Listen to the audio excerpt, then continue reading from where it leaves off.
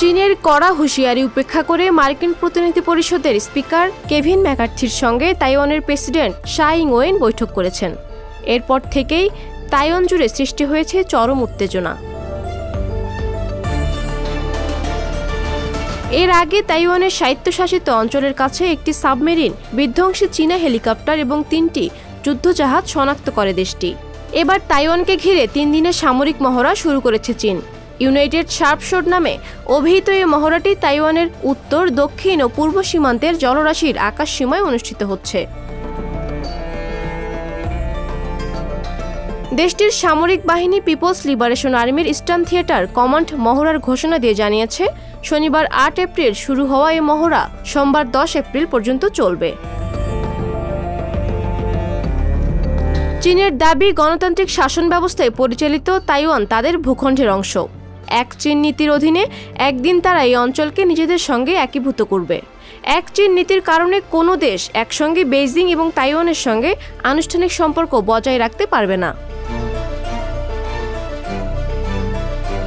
এদিকে চীন দ্বিতীয় দিনের মতো তাইওয়ান সীমান্তের কাছে যুদ্ধজাহাজ ও উড়োজাহাজ মোতায়েন করেছে। পাশাপাশি যুক্তরাষ্ট্রে থাকা তাইওয়ানের দূত সিয়াও বিখিম ও তার পরিবারের উপর নিষেধাজ্ঞা আরোপ করেছে দেশটি। এমনকি সিয়াও কোনো ব্যবসা প্রতিষ্ঠানের সঙ্গে সংশ্লিষ্ট থাকলে সেই প্রতিষ্ঠানও এই নিষেধাজ্ঞার আওতায় পড়বে। চীন একই সঙ্গে যুক্তরাষ্ট্রের হারসন ইনস্টিটিউট এবং রোনাল্ড রিগান লাইব্রেরিকে কালো তালিকাভুক্ত করেছে।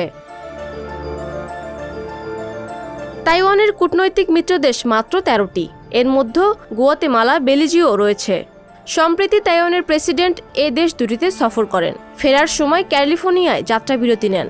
বুধবার লস অ্যাঞ্জেলসে মার্কিন প্রতিনিধি পরিষদের স্পিকার কেভিন ম্যাকার্থির সঙ্গে বৈঠক করেন তিনি। এদিকে চীন আগে থেকেই ঘোষণা দিয়েছিল, তাইওয়ানের প্রেসিডেন্ট যদি যুক্তরাষ্ট্রের কোনো নেতার সঙ্গে সাক্ষাৎ করে তবে কঠোর পরিণাম ভোগ করতে হবে। Papia Mamun, desk report. সংবাদ, ফিচার ও অনুষ্ঠানের জন্য ভিজিট করুন সংবাদ প্রকাশের ওয়েবসাইট এবং যুক্ত থাকুন ফেসবুক পেজ ও ইউটিউব চ্যানেলের সঙ্গে।